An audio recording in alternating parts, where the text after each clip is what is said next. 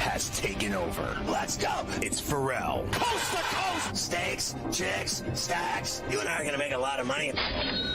It's Ferrall, coast to coast.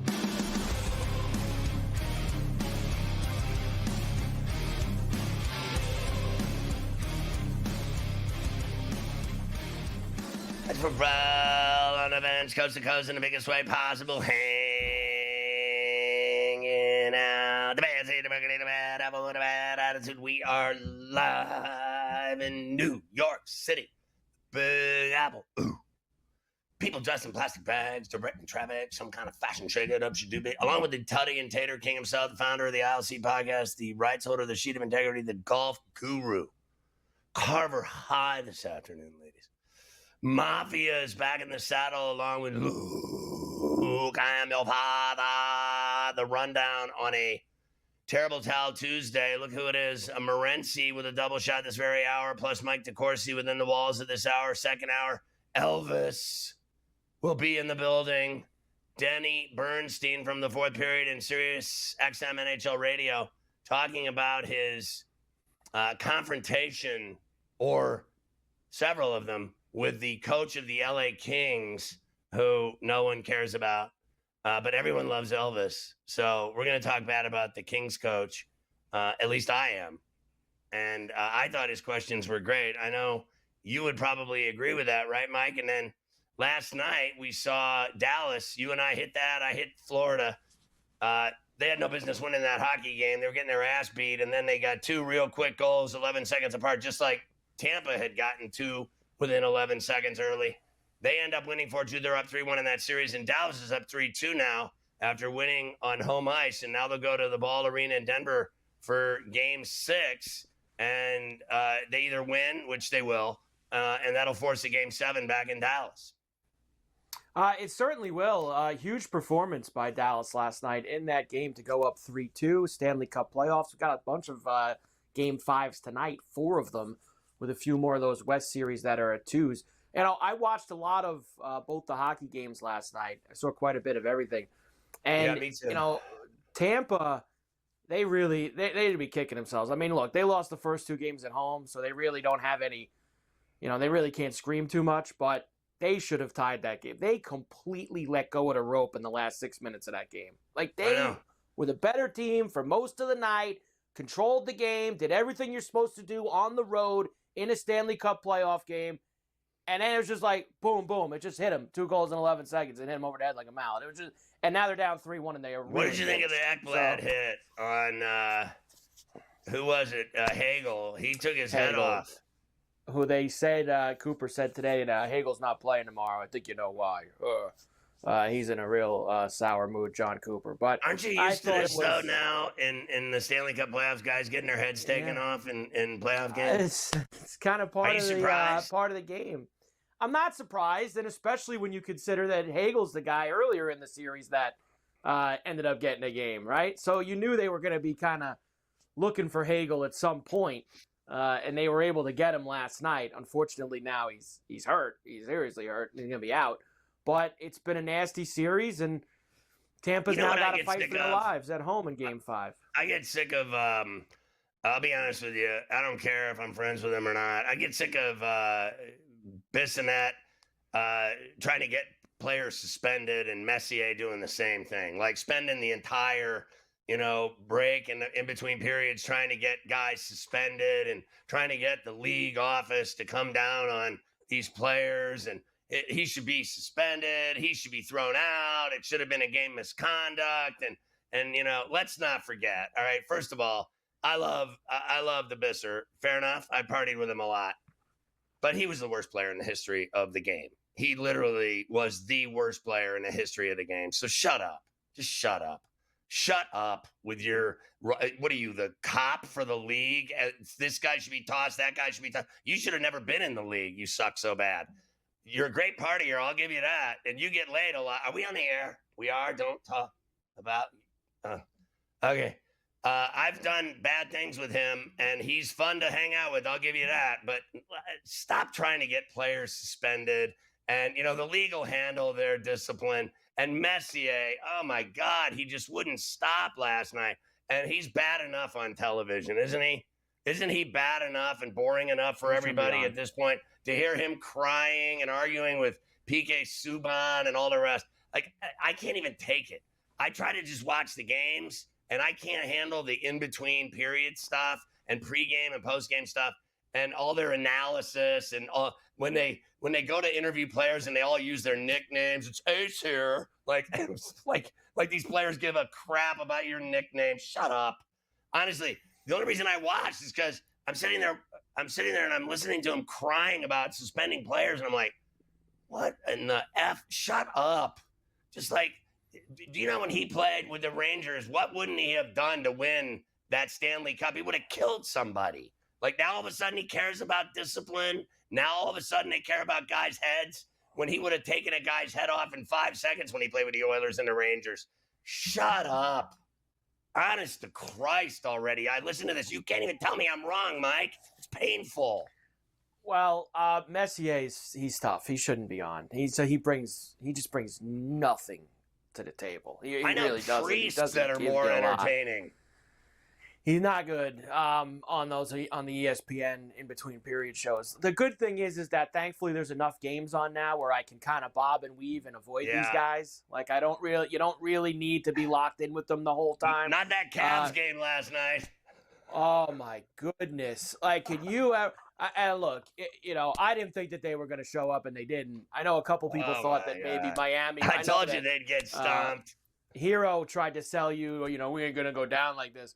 That was the worst. Even those guys were actually right. I saw the clips of Barkley and Shaq talking about it, I guess during their halftime. That was the worst game they ever watched in their lives. It was all the Cavs just destroyed. I said it during the game. This is the worst game I've ever seen. I didn't it was so bad I didn't watch. But I was watching the hockey games were really good.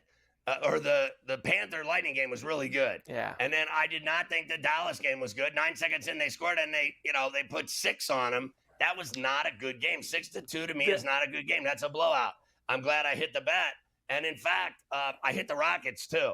So I had the 3 and a hook, hit that bet too. So that game was great. I thought the Panther game was really good, and that was it. So tonight there's 8 games. It's going to be way better than last night. I thought last night was fair to Midland, 50-50. Yeah, there was half the amount of game. There was 2-2. Tonight it's 4-4. So we've got a lot more options with the NBA and the NHL. And just to finish up the late night, the end of the Warrior-Rocket game was great. It was a great game. But I think it's just, once again, it kind of, and you covered, which was the best part, the Warriors just have that little bit more that the Rockets haven't learned yet. And last night was another one of those games that kind of showed it. Late in the crunch time.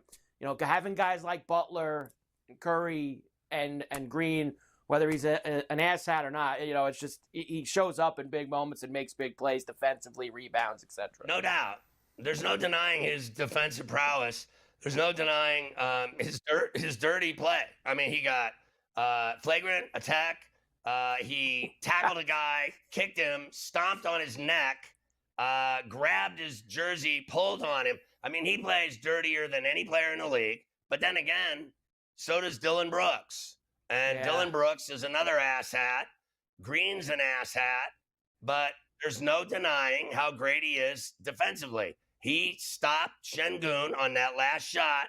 He made him miss. And then Butler came flying in and got that rebound over Steven Adams, of all people, the biggest guy in the league, a monster. He stole that rebound from him and got fouled and made the free throws, and that was that. And the Rockets covered, but they're finished.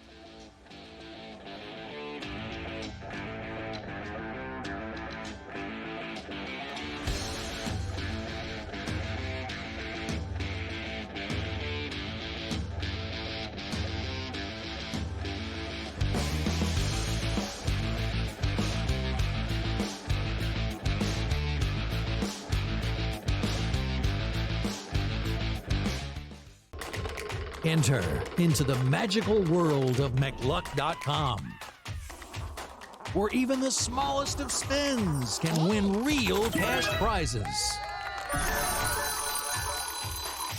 Adventure into over 1,000 of the best Vegas-style slot games. So what are you waiting for? Unlock your free welcome offer today. Join the fun where winners play and players win.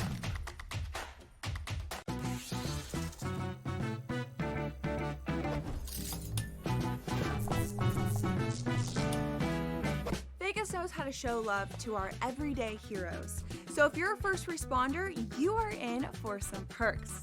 Lots of hotels and casino offer big discounts to any first responders who can show valid work or volunteer ID. So treat yourself to a discounted stay. You deserve it. See you in Las Vegas. Let's get lucky. Second game of doubleheader. We don't know exactly who's going to be in the lineup, and maybe you get an extended game number 1, which means tired bullpens and closers used up, which aren't available for game number 2, and maybe finding some extra shots here. But I do think the pitching matchup more susceptible, Tom, to runs here. This is part of what we look at. Like I said, I don't expect both teams to win. So we have a pitcher who may not be sustainable at 28.6, but he's playing well right now. Pro Baseball Today, only on SportsGrid. If you're going to trade Durant, right, it means things are getting weird anyway. Teams are going to, before they go for Durant, they're going to go for Devin Booker. That's just the reality of it. You get rid of Durant, or do you do the crazy one? Because you're so far out of the West, do you get rid of Booker? Because D-Book will bring you far more in a return. Betting above the rim, only on SportsGrid. The game is on. The stakes are high, but the action isn't just on the field. He's rearranging that rim. Get it inside! SportsGrid's in-game live. Your ultimate second screen experience. A little flyer, couple of 18.5 point live line. Every prop, every play, every day. Anything can happen. It's complete chaos. It's smarter to be on SportsGrid.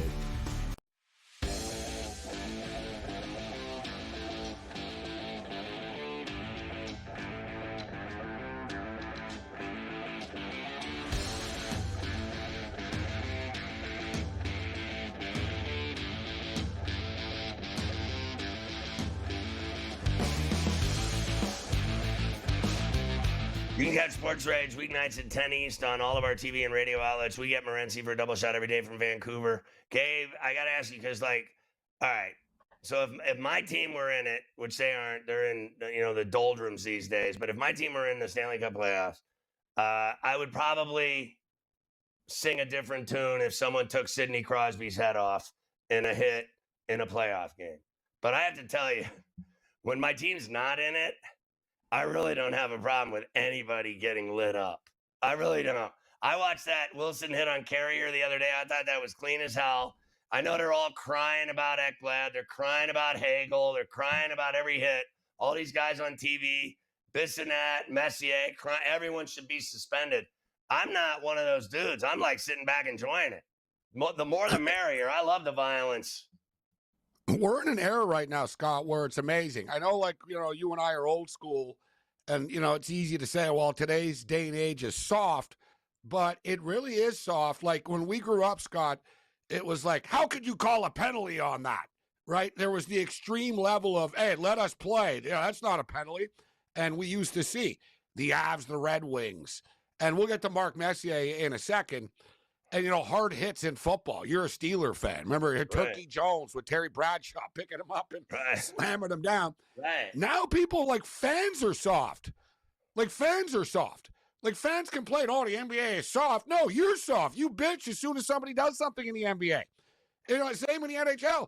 I swear to God, it drives me crazy. These millennial kids, all these new hockey fans, they've never put a pair of skates on in their life. I don't care if you played hockey and stuff.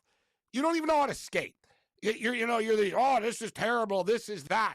And it is actual comical to see how soft everybody has become. Everything's a suspension. Everything is everything is the worst. You know what the Tom Wilson hit was?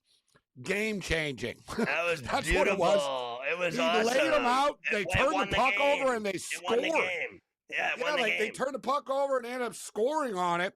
Completely legal. Completely legal. Listen, was it a cheap shot last night? Yes. I don't want a suspension. To me, it should have been a penalty. Right. It should have been a penalty. The referee's an idiot, for not calling. It's come on, bro. I'm all for letting him play. He took him out. He hit him in the head.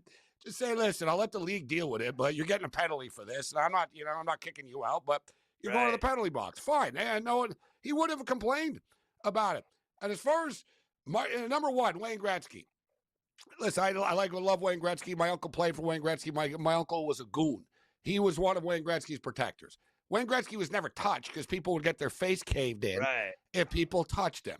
So Wayne should, Wayne's got it. was his cop, right? He was his protector. Well, Dave Semenko was number one in the old days. Number one.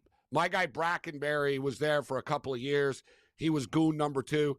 And then McSorley could actually play, though. So I'm not going to define McSorley as a goon. Like, McSorley actually played on the ice and stuff, right? So a little bit different. But he could beat some ass. Like Bissonnette. Oh, tough dude. Tough as nails. So, right. Great fighter. Same with Biz. Biz Nasty was his freaking nickname. So he's crying about suspension. And Mark Messier's gotten his elbow up more than Hakeem Olajuwon in his life. He's like Gordie Howe. Like, what he knows is Mark Messier's broken? I said that earlier. He's as dirty as they come. When he played, are you kidding me? No, he really was. Like, he was, like, elbows up all the time. There were clips last night of people laughing at him and showing all his highlights of just cheap shotting people. I know. Right? So, and he was it's kind of comical last night about that hit, and I was just like, shut up already. I'm sick of it, too. I'm with you. And the other one, he was never a player. Bissonnette, he was never a player. He's made a career off of now. My daughter was better than him. Honestly, he sucked so bad. He was terrible. You would like it. I said so. You know the hockey world. You would enjoy, like, the Canadian coverage is just better. It just is. Like, you know what I mean? So, like, they don't have I don't argue that. It's way better. They don't have Wayne Gretzky. They don't have, like, the big stars on, because it's not like, we better get big stars. They got all the legit hockey people doing it. I know what they do up there. Sportsnet kicks its ass. Like, American. Well, they got the TV in America on hockey, it's an abortion. Well, it's just more detailed. All right, this is what happened on the goal. They got former coaches on, and it's just more pure. It's more hockey related. But as far as, Florida and Tampa, I'm sick of it from both of them. It's like both of you should just shut up. You're both dirty teams. You're both hitting each other, and you both cry about it after every play, right? And it's kind of similar to the New York Knicks and the Detroit Pistons in a sense. The Pistons were boasting about how, let us play, and, the Knicks can't handle our toughness, and then they cry because they don't call a foul after. Right. So I'm with you in the end. Everybody shut up and play. I mean, I think Cooper and Maurice are like identical twins, the way they've been crying about their guys. They're all dirty. They're all playing dirty, and they're all laying hits. I got no problem with the hits. And you know what? Bottom line is, and Mike said it best, I mean, they blew the game. They let the rope go. They had the game won. And then they give up those bang, bang, Ekblad, and then you get the Jones goal 11 seconds later, just like they had scored. They let the rope go. They lost. And cry about the refs all you want. It makes you look like a pea. Well, it's playoff hockey, and it really is a war of attrition in which you've got to walk that line of being edgy and dirty, but without getting called for it, right? Like, you see the Washington Capitals are like next level dirty. Like, these guys, they're just cross-checking the Canadian players in the face, and the league isn't doing anything about it. Like, they literally just screw you, and it's like, okay, we're going to keep doing it if they're not going to stop us from doing it. But I know they won the game the other night, but the Canadians were up 2-1, and the Capitals were taking penalties suddenly because they were cheap-shotting them. So there's that sort of fine line. Florida and Tampa just flat out hate each other. And you know what I love, too? I love the irony of the Florida on Florida crime. Tampa media and fans were all ripping Florida for not knowing hockey. It was great. They're like, you bunch of losers in Miami. You don't know hockey like we do in Tampa. But Tampa is a good hockey town. They've been filling that building for years. But they both are. I mean, I used to live in Miami and go to tons of Panther games, and they always have had a pretty good crowd there. And, of visiting fans. Whatever. I mean, the place is full.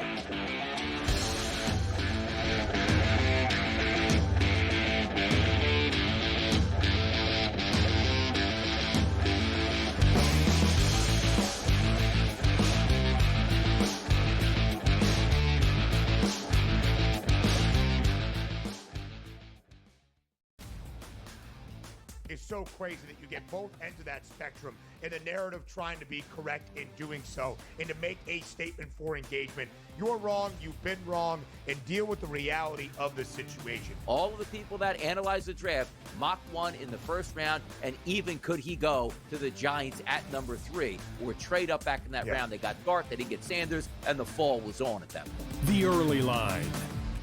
Only on SportsGrid. We're going to get a bunch of upsets. We're going to get a lot of craziness. Didn't happen as well. I mean, over the last calendar year, Sam, I don't ever recall 6 or 8 months of time in sports where the books lost, but here we are. They estimate FanDuel and DraftKings lost $185 million combined for March Madness. So estimating not just that they didn't have a profitable March Madness, but it was a huge loss for them as well. Newswire, only on SportsGrid. Second game of doubleheader. We don't know exactly who's going to be in the lineup, and maybe you get an extended game number 1, which means tired bullpens and closers used up, which aren't available for game number 2, and maybe finding some extra shots here. But I do think the pitching matchup more susceptible, Tom, to runs here. This is part of what we look at. Like I said, I don't expect both teams to win. So we have a pitcher who may not be sustainable 28.6, but he's playing well right now. Pro Baseball Today, only on SportsGrid. You don't think that there's something to the fact that they blow all these leads against the Edmonton Oilers? It's like the Oilers can be down 4 goals and they come back like it's nothing. We got a series now. I think this thing is going to reset, Scott. I think home ice advantage is going to hold true in this series. I think I told you that last week. I'm expecting this. I picked the Kings in 7 before the series started, and it's like plus 700. Ferrall Coast to Coast, only on SportsGrid.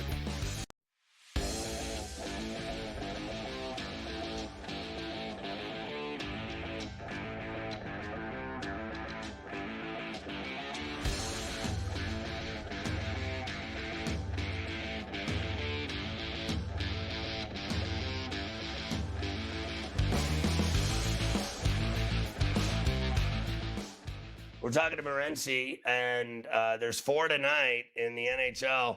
Toronto up 3-1. They're at home at Scotiabank. They can eliminate Ottawa. I think they will. Carolina's at home. They can eliminate New Jersey. You know they will. Vegas is 2-2 with Minnesota. They're in Sin City at the T-Mobile, and LA's home 2-2 after blowing, I thought, Game 4 in Edmonton up 1-0, 2-0, 3-1, going to the third. They blew the game with 28 seconds left, lost at 18 of the overtime on the the dirty Draisaitl on the right side above the goal line. Now they go Game 5 tonight at the Crypt, where the Kings play so well at home. Do they recover from that crappy performance? They blew the game. In fact, I don't think, for me, I'm not sure they'll ever live it down. Well, the series is on the line tonight for the LA Kings, just point blank. If the LA Kings win tonight, there's no guarantee they're going to win the series. They lose tonight, it's a guarantee they're going to lose the series, right? If they lose tonight, they're going to lose in Edmonton, and then the coach is going to get fired. You're right. And there's going to be a big time, internal investigation in the Crypt. We talk about the Lakers head office, but the Kings, they're going to be looking in the mirror. 4th year in a row and a collapse here. They had a chance 2 years ago, up 2-1 on the Oilers. I think the Kings are going to get it done tonight, Scott, and they need to. Like I said, this is an absolutely positively have to win the game. You imagine going back to Edmonton, bro, down 3-2, and the Oilers up, suddenly winning 3 in a row. We saw the Oilers last year, come back on the Panthers from 3-0 and send it to 7. The Oilers are scary, bro. They're like, I've said it before. They're literally like, Jason and Michael Myers. They're very hard to kill, bro.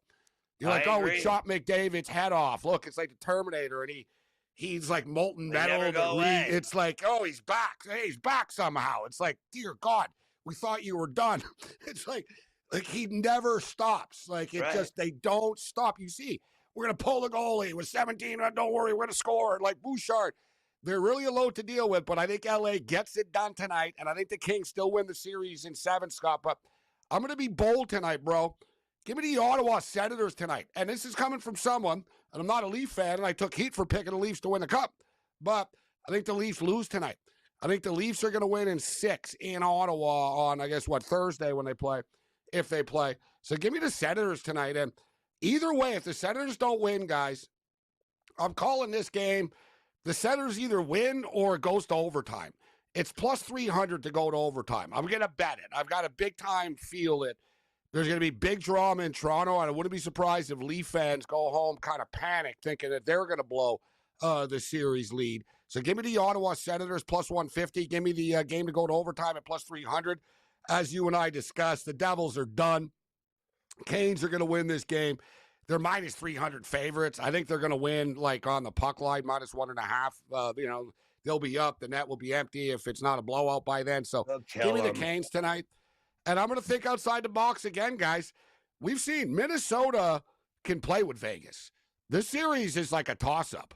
And Minnesota are a good road team. I think Minnesota feel the pressure, Scott, at home. They have such a hockey rabid fan base, bro. Like, they love hockey in the Twin Cities. And they feel that. Like, you know what I mean? I think they're going to play a loose road game tonight. And Vegas aren't perfect. Like, Vegas are vulnerable. Minnesota could win this series. I'm not saying they will, but plus 190 tonight. Very intrigued, Scott, with the money line at plus 190. And as we stated, I do think the LA Kings get it done tonight, minus 125. All right, in the NBA tonight, there's 4. Indy can eliminate the Bucks, laying 8. New York can eliminate the Pistons, laying 5.5. Boston can eliminate Orlando, laying 11. And the Clippers are laying 2 at Denver in a Game 5 2-2. It's amazing. The Nuggets don't get a lot of respect, do they, being home dogs all the time in this situation. Listen, I'm on the Clippers to win the series. So I'm hoping the Clippers get it done tonight, Scott, because let's be real. If the Clippers don't win tonight, I don't think they're winning the series. They're going to need to win this game and go back home. I don't think if you can't win tonight, are you going to win a Game 7 there? And there's not even a guarantee you'll win Game 6 back at the end to it. So this is a must-win for the Clippers tonight.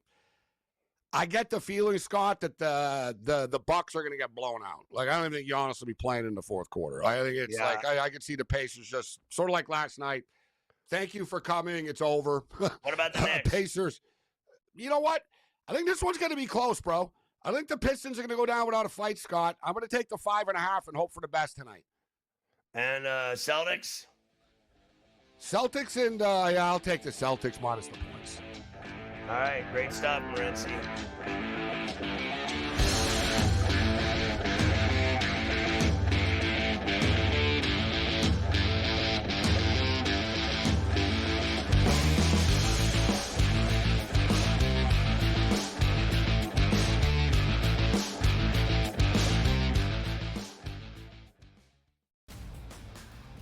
It's so crazy that you get both ends of that spectrum in the narrative trying to be correct in doing so and to make a statement for engagement. You're wrong, you've been wrong, and deal with the reality of the situation. All of the people that analyze the draft mocked one in the first round, and even could he go to the Giants at number 3 or trade up back in that round. They got Dart, they didn't get Sanders, and the fall was on at that point. The Early Line. Only on SportsGrid. We're going to get a bunch of upsets. We're going to get a lot of craziness. Didn't happen as well. I mean, over the last calendar year, Sam, I don't ever recall 6 or 8 months of time in sports where the books lost, but here we are. They estimate FanDuel and DraftKings lost $185 million combined for March Madness. So estimating not just that they didn't have a profitable March Madness, but it was a huge loss for them as well. Newswire, only on SportsGrid.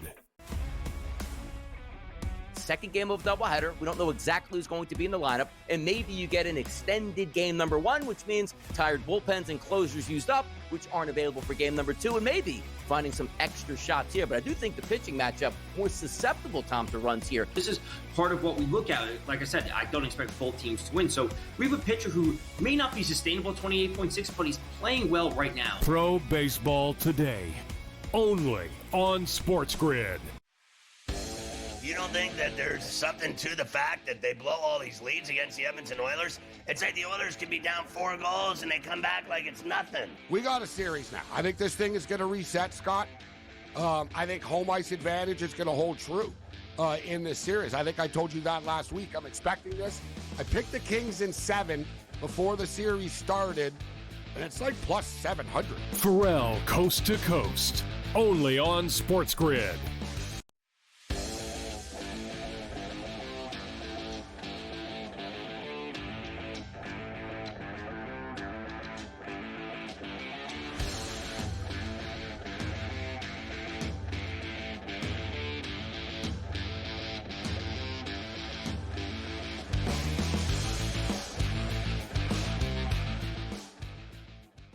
Mike DeCourcy with the Sporting News joins us every week. You can catch him as well during the basketball season on Fox Sports, doing College Rack and the Big Ten Network. He's on the take for the Indiana Hoosiers. I want to start with this. I know you love soccer, and I've been watching the Champions League like every week, whenever these games are on, and I have it on right now. And PSG scored early on Arsenal in London, and they lead 1-0 in about the 30th minute, and it's the semis, and they'll play obviously back in Paris, the second leg of this. And, the other matchup as well is, I guess, tomorrow. And what do you think of it? Have you been watching? Oh, absolutely. It's been very interesting. Ousmane Dembele for Paris Saint-Germain has been fantastic this season, having a world-class year. And his goal, a remarkable goal, but mostly because Arsenal somehow decided that even though he's got something like 40 goals this year, that he wasn't worth covering when he entered the top of the box. So not exactly sure what was going on there, but you've got this matchup today. They'll repeat next week. And then tomorrow, you've got the wonderful matchup between Inter of Milan and FC Barcelona. Interestingly, if you want to make the Champions League semis, you bring me and my wife to your town, because we were in Barcelona 2 summers ago. Last year, we went to see Inter Milan. So bring me to town. Maybe you can make it too. Right. Like, I remember when you went to see Inter play.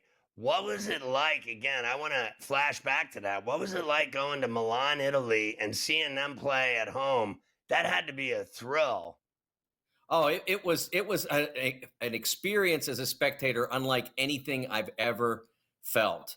The atmosphere at the Inter game, and they were playing a very poor team in Serie A, so it wasn't like they were super jacked just to play this particular team, Lecce. It was just, this is the way they are every week. What I remember most vividly is that on they what they call the ultras are on the one end zone, and on that end zone they have like 4 or 5 or 6 yell leaders, I guess we'd call them, or whatever you want. Capos, they sometimes call them in soccer, whatever you want to call them. I don't know what the word in Italian is, but they are straddling the guardrail, the rail that separates the seats from the lower level. So they're on the second level and they are straddling the guardrail, and there's 7 or 8 of them there doing that. And it's nuts, but they are so into their teams, and they aren't just straddling looking down. They're straddling and telling their fans to cheer louder. How they manage that is maybe more of an athletic accomplishment than anything that happens on the field. So I went to the Olympics in Athens, right? And I took my dad, and we went to the soccer. And I'll never forget the fans with smoke bombs and flags, these giant flags. And the atmosphere was unlike anything I'd ever experienced as a sporting fan, or even otherwise as a media member. I was like blown away by the insanity of it, and their passion and their intensity and their craziness. I have to ask you, when you were in Milan and when you were in Italy, did you go to Rome, and did you go to the Vatican, and did you experience all of that? I know my dad has done all that and gone to see the Vatican and all that. I want to know if you did that as well.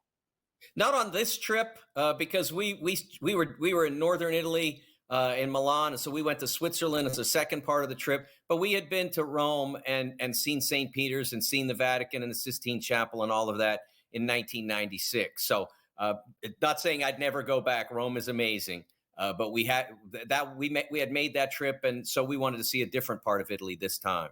Isn't it cool? I think it's one of the coolest things I've ever seen in my life when they select a new pope and that white smoke comes out of that chimney, and how that place erupts and how they react to the conclave making a decision on who the next pope will be. And when that guy comes out of that door into that, square, and looks out over all the hundreds of thousands of people, and he's the new pope. I've never seen anything like that in anything. We don't do that when they nominate these hack presidents we have in this country. Like they get inaugurated and no one gives a rat's ass. We don't, but now what we do to take this back to sports, Scott, is we have 300,000 people at the NFL draft. So when Cam Ward gets anointed the number 1 overall pick in the NFL draft, we have 300,000 people there to celebrate it. So there is a, yes, people who were listening, how are we going to get from the Pope back to sports? Well, we managed. Well, so you wrote about Shedeur Sanders going to the stinky Browns. Yeah, and what was interesting about that was that if he had been selected with the pick in the 3rd round, it would have made perfect sense. Or if they had passed there, taken, I don't know, a wide receiver or whatever, and then come back around on a 4th round pick and taken him, that would have made sense too. Because once we got to a certain point in the draft, Shedeur Sanders was a bargain pick. What exactly where that was, 3rd round, 4th rounds, certainly if he'd gone beyond that, he would have been a bargain pick. As a 1st rounder, I never bought it, Scott. I never did. I watched his tape. Neither did I. And I'm like, nobody that is elite in this league right now doesn't have a high-end arm. And I talked to some people about, obviously the first person you think about when you think who has ever been a great quarterback in the NFL without a high-end arm, and right away, okay, Tom Brady. All right, so we're going to, like, you get a 1 in a million shot with Tom Brady, you're going to be that. Somebody else brings up Drew Brees. Okay, now we're down to 2 in the last quarter century.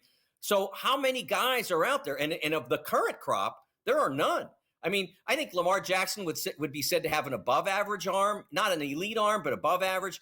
But every other high-end quarterback, Joe Burrow, Allen, certainly Mahomes, all of Kyler Murray, those guys all have absolute shotguns on their arms. And so Sanders isn't that. Okay, so if he isn't that, he must be an unbelievable athlete like his dad was. Well, he's not that either. Considered to be fairly average in the dynamism department. So why would he be one of the 1st round picks? I didn't buy it. The teams clearly didn't buy it. I don't know why the NFL draft analysts all bought into that. But here's the thing. He can now go to Cleveland and prove everybody except Mel Kiper and Daniel Jeremiah and the rest of them wrong. He can prove all the scouts wrong. He can prove all the media people like me wrong by going out and lighting it up for the Browns. I don't suspect that'll happen, but it's certainly available to him. Do you think he'll, in that quarterback room and that crop that they have of old vets like Flacco, Kenny Smallhands, who you and I have already been through that torture in Pittsburgh, and then that whole room that they have, even getting the kid Dylan Gabriel and Sanders, how do you think it'll play out? Well, I think it'll end up with Flacco starting the season as the number 1 quarterback, and then it'll depend on the development of Gabriel and Sanders while we're going through training camp and mini camp and then the early part of the season, and then how the team progresses. Look, if they're 8-9 games in and they're 3-7 or whatever, 10 games, I guess that would be. If they're there, they're not going to continue to start Flacco. They're going to try one of the young guys, and that could be Kenny. It could be Kenny. It could be one of the 2 rookies. But one of those guys is going to get a shot if the team doesn't succeed. On the other hand, if Flacco succeeds, he'll continue to carry it all the way to the end, and the other guys won't get on the field. How about Kenny Smallhands? They didn't pick up his 5th-year option, and he'll end up, I guarantee you can smell it already, he'll be on his 4th team when they get rid of him in Cleveland. Probably so. But he will make a decent living, and this takes us back to the Nico situation of a week or 10 days ago. And these are jobs that are very coveted and pay very well. And Kenny is, hey, I take Kenny Pickett on my team as a backup, but he knows how to play. He can see the field. He's made big throws. I just wouldn't want him to be my guy. Me neither.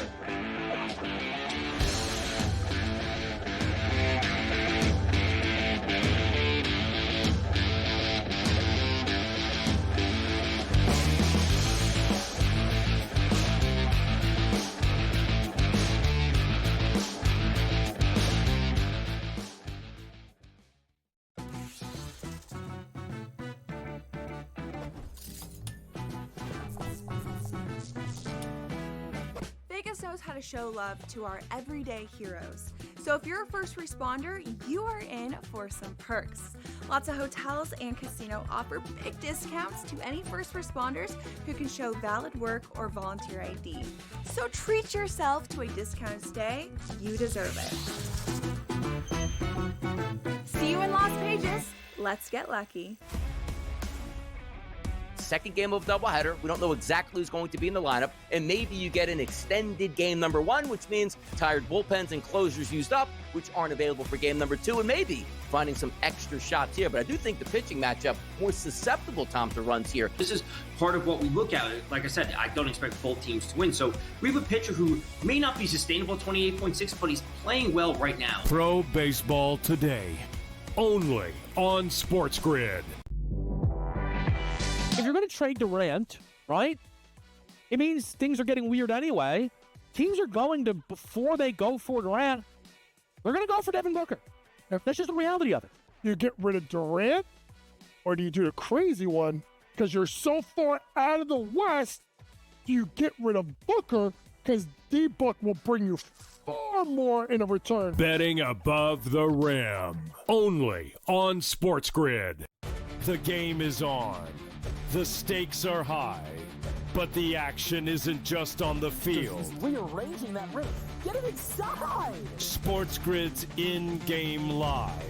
Your ultimate second screen experience. Just a little flyer, couple 15.5 point live line. Every prop, every play, every day. Anything can happen. It's complete chaos. It's smarter to be on SportsGrid.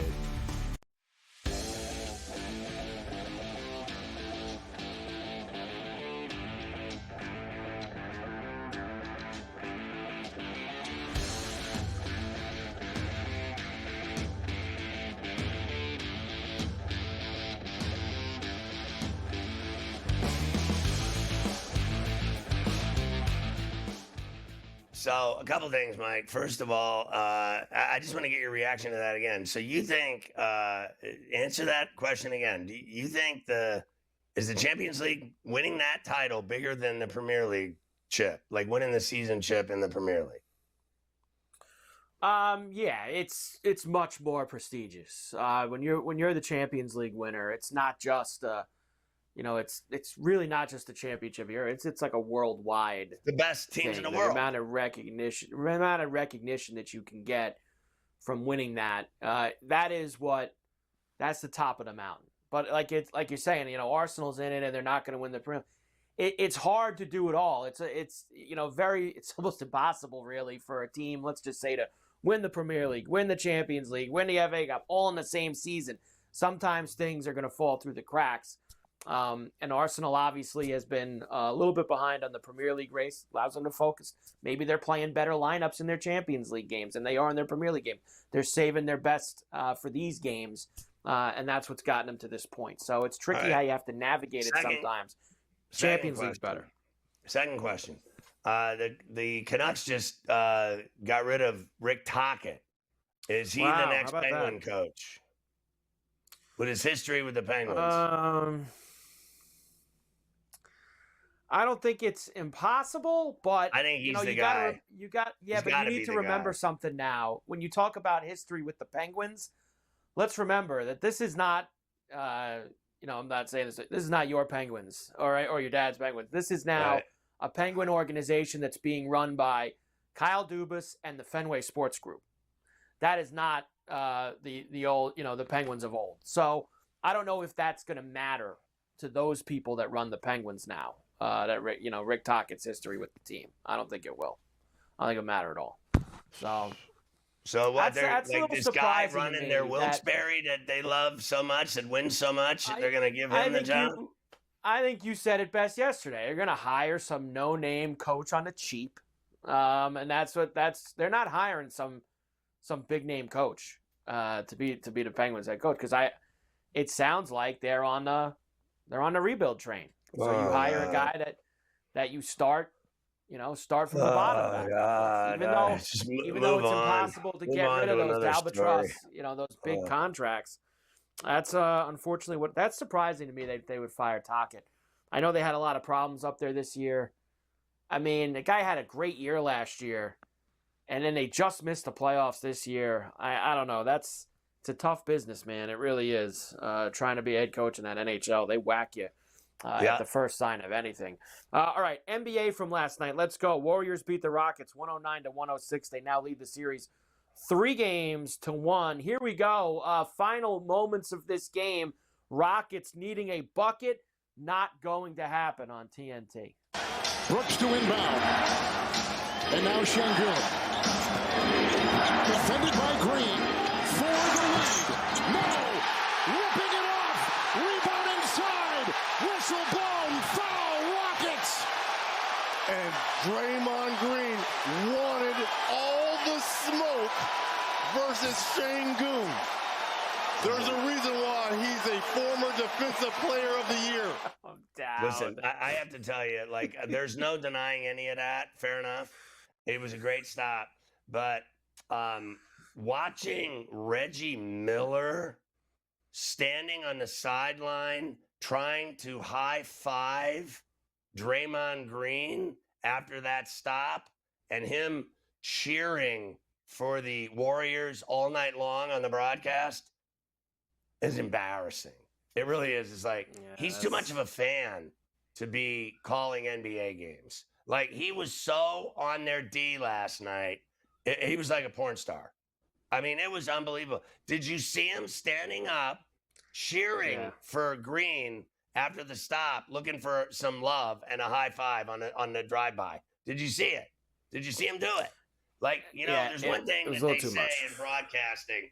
You got to be objective. You cannot cheer for a team when you're doing play-by-play and you're doing color. It's just that simple. There's no getting around it. And Reggie can't help himself. Reggie comes into every game. I'm right. He comes into every game, picking a side, and he starts cheering for him the whole broadcast. Don't even tell me I'm wrong. All you have to do is watch. It's obvious, and it makes me sick to my stomach. Like, bro, you're not playing anymore. Chill out. Call the game. You're rooting for the Warriors and, like, looking to high-five players when they come by you? Like, and they're talking to him, and he's talking back to him, standing up in the middle of the broadcast with his headset on, talking to players? Are you kidding me? I've never seen anything like it, to be honest with you. I think it's totally bunk. And I'm right. It's tough to take. It really is. It's a little bit too much. You don't see Harlan doing that? No, Harlan would not. Harlan's a professional. He's a professional broadcaster. Reggie's a hack. He's a former player. He's like cheering for players. Now, they shouldn't be doing it either. It doesn't exonerate him from it. I mean, he needs to understand that he's on the other side of the line now. Right. He's calling the game. And some former players are really good at that. And some former players still want to be out there and they still want to be part of it. And they want, the high fives and being, they want that juice while they're down there on the floor. You don't maybe want it's a little different. This smoke, like whatever. That was a little too much.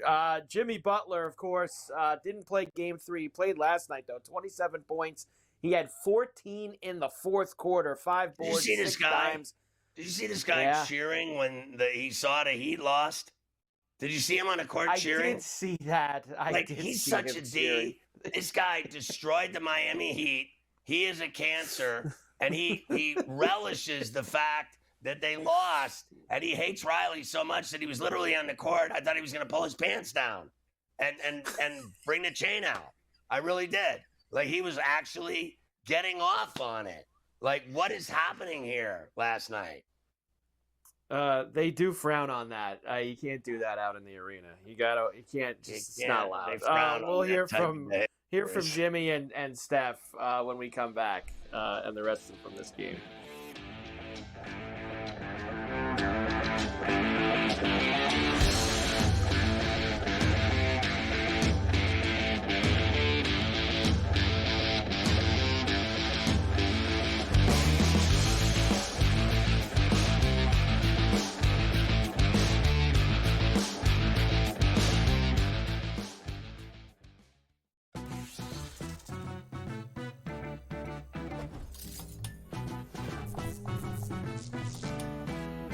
Vegas knows how to show love to our everyday heroes.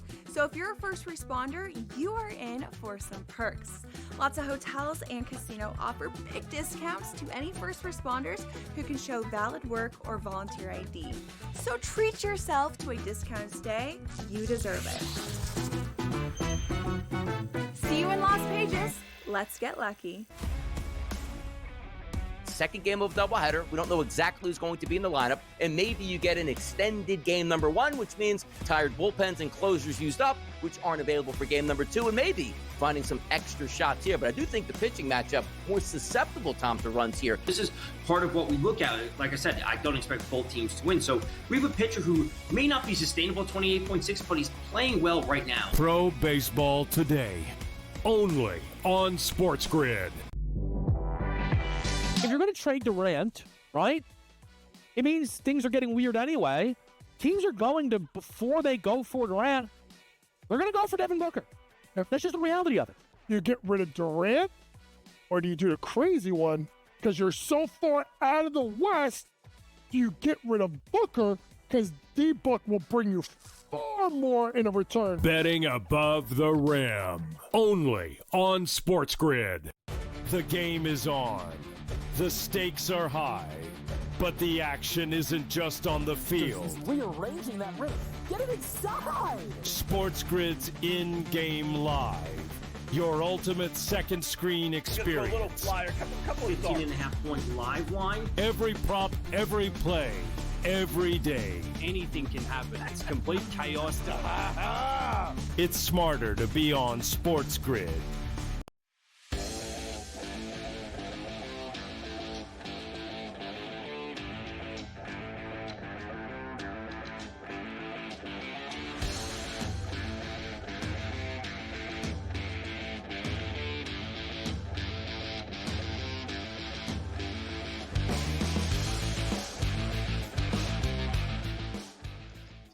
All right, so, yeah, I mean, they had it all going last night. I thought Podziemski had a big game for him, Mike, 26. I thought, Green made great stops and was, defensive as usual. But Butler had the big night with all the points, and that last rebound over Adams sealed the deal. It certainly did. And really, a lot of the guys even said, it looked like he couldn't even really do much for the first 3 quarters of the game. But then all of a sudden in the fourth quarter is when he really came alive. Kerr said if it was the regular season, Butler might have missed another week or 2. But it is the playoffs, and you got playoff Jimmy. Steph Curry was certainly happy to see him out there. Sheer determination and will. We held it down in Game 3, and I know he wanted to be out there, and injuries are tough, especially in the playoffs. But for him to gut through that first half and get the wheels going and then get turned up, second half, both ends of the floor, it's why he is who he is and why he means so much to us. So this is, gutty performance for sure. He can play. There's no denying it. And then when he's done with you, he'll tear your team into shreds, into pieces. He'll peel you apart like an orange. I mean, he really does a number on teams when he leaves. He certainly does.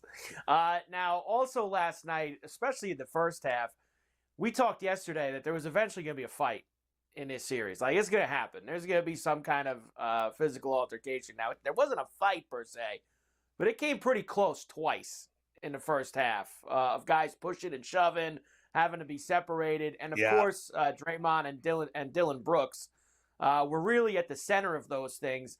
They handed out some technicals on that play where Steph kind of gave Brooks the business, and then Brooks kind of tried to rip the ball from him. There was also a moment in the second half where I guess the cameras caught Jimmy Butler saying some unflattering things to Dylan Brooks, over by the free throw line or wherever they were. Here's Butler after the game. I feel like he speaks for not just his teammates, but maybe everybody in the NBA. Jimmy, you and Dylan got into it. It looked like you guys were having fun. Like, took it back to the playground almost, it looked like. What was it like out there? And it looked like you guys were, like, going back and forth. Did you enjoy that element of the game? No, we're not having fun. You give me a break for this. I don't like Dylan Brooks, so we're never having fun. I'm a fierce competitor. He's a fierce competitor. But there ain't nothing fun about that. So when you look at some of the pictures, I was looking at the pictures, and it looked like he was trying to have fun, but you weren't going for it. No, I'm not going for that. What are you tripping from? And I don't think anybody is trying to be friends with anybody on either team. That's for sure. Fun is winning. Fun is competing. And it's going to be fun whenever we get 4. Yeah, like honestly, how much of a goofball are you, the reporter? Like, it really looked like you guys were having fun. Like, what in that confrontation came across to you as fun? Like, this is like, he called him a bitch and a pea. And he's like, I will beat the, out of you. Like, he was like, it was obvious to me he can't stand him. No one can stand Dylan Brooks. But I think it goes both ways. I think teammates like Jimmy to an extent, and then eventually they don't. Like, I got to tell you, if I were Hero and Bam, and I cannot believe Hero still talks about this guy like, I can't win without him. That's what he said this week. He's like, I'm nothing without him. And I'm like, this guy destroyed your team and you're still knobbing him? Like, really? Like, I would have been the first one to say, this mother Ferraller. I mean, the blood this guy left in the kitchen floor. I mean, this guy, and listen, I don't know how many times I've said on the show, he's a great player. I don't deny that. I know he's got game. He's mad talented. But I just don't like the way he's moved around more than a United Van Lines, as Mike Lang used to say. I mean, this guy, how many teams has he been on? How many teams? And don't tell me he didn't destroy the Miami Heat. He destroyed them so bad that last night they got bent over and whipped by 55. And you know whose fault that was? His. It was Jimmy Butler's fault what happened to the Miami Heat in that 4-game series. It's his fault. He destroyed that team the day he started complaining and whining and bitching and moaning his way to Golden State. Don't even tell me I'm wrong either. Don't even get me started. I'm already got a fever. I already am coughing. Don't get me started. I'm already sweating under this suit. Leave me alone. I know I'm right. We will finish this up and then get to a couple of things from that 55-point win for the Cavs, including I played too much ball about that guy.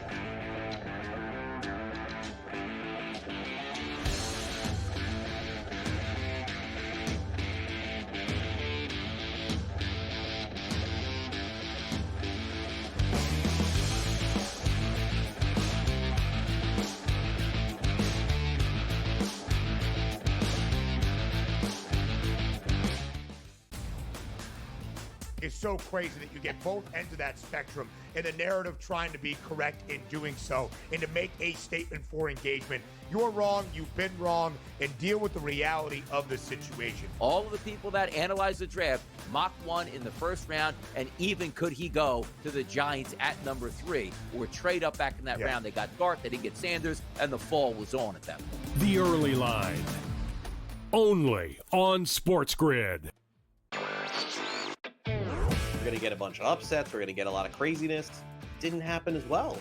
I mean, over the last calendar year, Sam, I don't ever recall 6 or 8 months of time in sports where the books lost, but here we are. They estimate FanDuel and DraftKings lost $185 million combined for March Madness. So estimating not just that they didn't have a profitable March Madness, but it was a huge loss for them as well. Newswire, only on SportsGrid.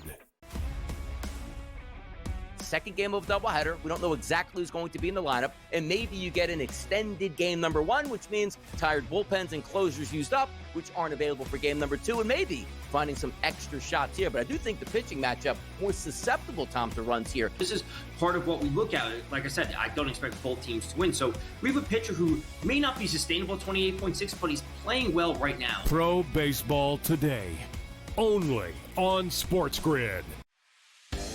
You don't think that there's something to the fact that they blow all these leads against the Edmonton Oilers? It's like the Oilers could be down 4 goals and they come back like it's nothing. We got a series now. I think this thing is going to reset, Scott. I think home ice advantage is going to hold true in this series. I think I told you that last week. I'm expecting this.